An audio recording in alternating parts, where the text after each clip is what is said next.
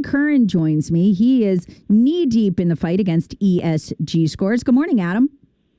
Good morning, Tara. How are you doing? I'm doing great. So tell me, what's an ESG score? What is this? Well, it's an acronym for environmental, social, and governance factors. And essentially, it's cancel culture with capital behind it. You mentioned how banks are unable now to loan money to oil companies. It goes so much further.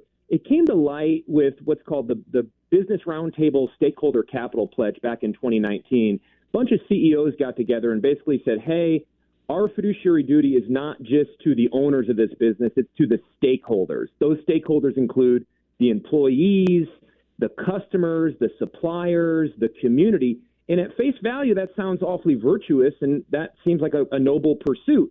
The problem is it started to leak into all of the ESG factors. So the community is not just the community in creating jobs and running a fine business for the community. It's the environment, the social elements of it.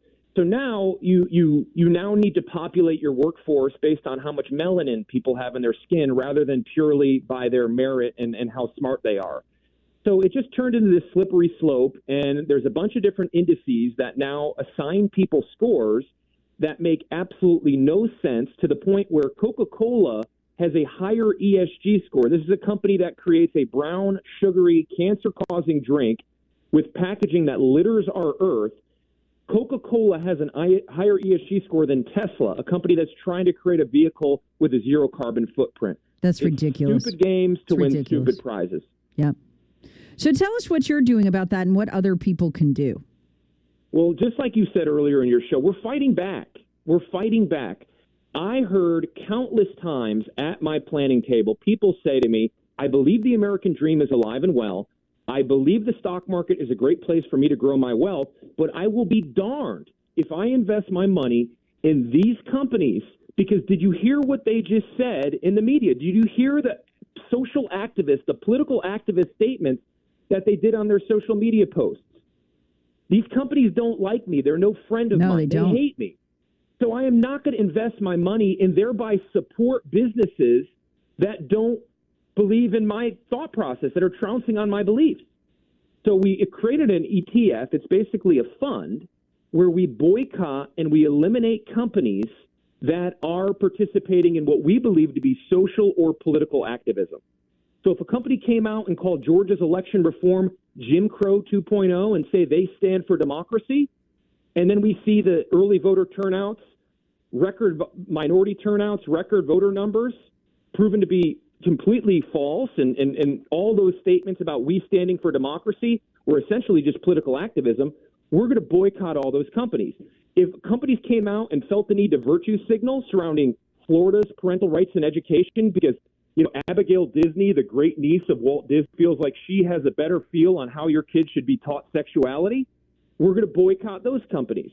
If companies came out and celebrated the taking the life of an unborn baby and felt the need to make press releases about the Roe v. Wade ruling, we're going to boycott them as well. If your company gave shareholder money to Black Lives Matter, they're out of our fund. And after doing the research, I was pleasantly surprised to see it's a vocal minority. It's a small group of publicly traded companies that feel the need to chime in on all of these hot button issues that are dividing our nation. So what was left over was a bundle of wonderful comfort food businesses. And we created a fund that trades on the New York Stock Exchange. The ticker is YALL. This thing was born and bred right here in Charleston, South Carolina. And it's performing magnificently. It's been publicly traded for a few weeks now, and it's performing wonderful. So this is a fund that I can buy into as a conservative, because this is a great service, Adam. Let me tell you why. Because, and my listeners often point this out to me, look, if I boycott everybody who has declared war on me, like I literally can't go shopping. So this is a great way in one place to know you're not supporting companies with your money that are, against and trying to actively destroy the American way of life. And more importantly, I think people thought that, hey, if I buy companies that aren't woke, I'm not going to achieve a reasonable investment return. We found that not to be true. Our fund is diversified across every sector of the stock market. And a lot of conservative-based funds essentially just become an oil fund or industrial companies, big, boring companies. Well, we have technology, we have financials, healthcare, consumer discretionary. All of the sectors of the S&P 500 are encompassed within our fund. And God-fearing, flag-waving conservatives can feel good knowing that they're participating in the great experience that is America and our capital markets, but at the same time know they're not supporting these businesses that downright hate them. And this is becoming a huge problem, Adam. Because it is such a bizarre business model when every company out there has essentially declared war on 70% of the population, and you've got no recourse because everybody's in the war, and they're saying, to hell with you. We don't care if you're our customers, and we don't care if we go broke in the process. Woke is more important. I've never seen anything like this. Since the dawn of man, the profit motive has driven business. This is the first time that they've managed to subvert it for something else. Yeah, offending 49 to 51% of your potential customers, your employees, your shareholders is not good business. And that's all I'm out here saying. Stop investing in these companies that are making political and social activist statements. Start investing in companies that actually focus on what they should be focusing on, turning a profit, growing a customer base, and delighting their clients. That's what businesses should be doing. They should not be participating. They should not feel the need to make a comment after every single piece of political legislation gets passed. They shouldn't feel the need to delve in the waters of social activism.